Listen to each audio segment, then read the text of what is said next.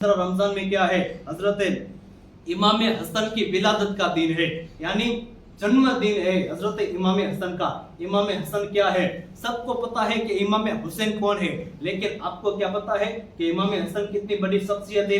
इमाम हसन इतनी बड़ी शख्सियत है, हुजूर सल्लल्लाहु ताला अलैहि वसल्लम हजरत इमाम हसन के बारे में फरमाते हैं कि ये मेरा बेटा है, मैं इमाम हसन से हूँ, हसन मुझसे है। हुजूर सल्लल्लाहु ताला अलैहि वसल्लम की हूबहू शक्ल के, यानी हुजूर जैसा ही दिखते इमाम हसन थे। जब हुजूर सल्लल्लाहु ताला अलैहि वसल्लम का विसाल हो गया, उनके बाद सहाबा किराम को अगर हुजूर को देखना होता तो हजरत इमाम हसन को देखते।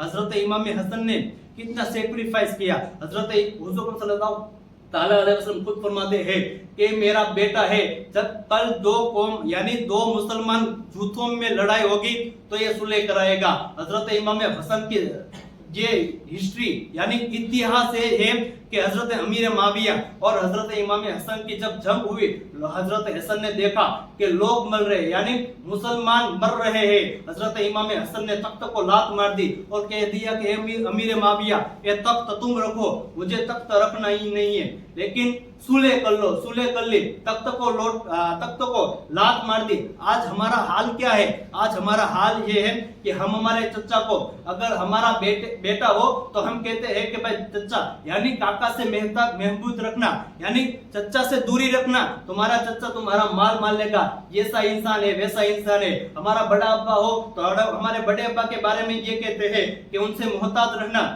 ये हमारा वो कर लेगा, वो तुम्हारा माल ले लेगा, हम ये कहते हैं। लेकिन हजरत इमाम हसन की शान ये शान है कि उन्होंने बादशाहत को छोड़ दिया। तीन बर्रे आजम के ऊपर हजरत इमाम हसन की बादशाह थी, उनको लात मार दी। किस लिए? क्योंकि मुसलमान की मौत हो रही थी, यानी शहीद हो रहे थे मुसलमान, बेगुनाह मुसलमान, इसलिए हजरत इमाम हसन ने तख्त को छोड़ दिया। फिर हजरत इमाम हसन की शहादत, हजरत इमाम हुसैन की शहादत सबको याद है कि करबला में गए थे, करबला में शहीद हुए, लेकिन हजरत इमाम हसन की शहादत याद है। हुजूर सल्लल्लाहु ताला अलैहि वसल्लम हजरत इमाम हसन को यहाँ और यहाँ चुनते। क्यों चुनते? हुजूर सल्लल्लाहु ताला अलैहि वसल्लम ने फरमाया कि कल मेरे कलमा पढ़ने वाले मेरे इस बेटे को जहर देंगे। हजरत इमाम हसन को कम से कम 6 या 7 मरतबा जहर दिया गया। पहली मरतबा खुजूर में जहर दिया गया, फिर थोड़ी सी जलन हुई तो हुजूर सल्लल्लाहु ताला अलैहि वसल्लम के दरबार में जाते और शिफा मांगते और शिफा हो जाती। 5 या 6 मरतबा जहर दिया गया, लेकिन जो आखिरी मरतबा जहर दिया गया वो हीरो को भूखा करके जहर दिया गया, यानी हीरो को पानी में मिला दिया और पानी पिलाया गया। जैसे ही पानी पीना हुआ, हजरत इमाम हुसैन की आखिरी बार आ गई, यानी जो ये हाथ ये है ना, पानी का जो नस होता है वो नस फट गया। इमाम हसन को हजरत हुसैन पूछते हैं कि भाई तू बता कि तुमको जहर किसने दिया? तो हजरत इमाम हसन का जो जवाब है ना वो सुनना मोमिनो, कि हजरत इमाम हसन क्या फरमाते हैं कि भाई मुझे अगर शक नहीं है, अगर तुमने उसको कत्ल कर दिया तो अल्लाह के बारगाह में मैं क्या जवाब दूंगा? अल्लाह के बारगाह में मैं क्या जवाब दूंगा कि तुम्हारे लिए बेगुनाह को मार दिया।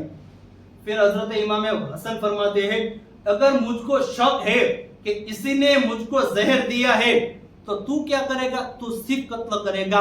अल्लाह तबारक व तआला बेनियाज है, वो मेरा बदला कल कयामत के दिन ले लेगा। ये हाल होता है अहले बैत का और आम लोगों का। आज लोग जो बापू लोग का हाथ चूमते हैं ना, ऐसे ही नहीं चूमते। हमारे 12 इमाम है, उसमें एक इमाम हजरत मेहंदी आने वाले हैं, लेकिन 11 इमामों को शहीद किया गया। हमारे जो बाप दादा है ना उनको शहीद किया गया। किस लिए शहीद किया गया? क्योंकि दिन की वजह से शहीद किया गया। हमारा जो इज्जत आज लोग देते हैं, कोई कहता है कि बापू को इज्जत क्यों देते हो, कोई कहता है कि अहले बैत को इज्जत क्यों करते हो, कोई ऐसे ही इज्जत नहीं करता। इज्जत के लिए कुछ गवाना पड़ता है और वो हमारे बाप दादा ने गवाया है। इसलिए आज की कौम, अगर कोई मेमन हो, सिपाही हो, गाजी हो, फकीर हो, कोई भी हो, आज जो अहले बैत को इज्जत देते हैं वो उन्हीं लोगों का सदका है।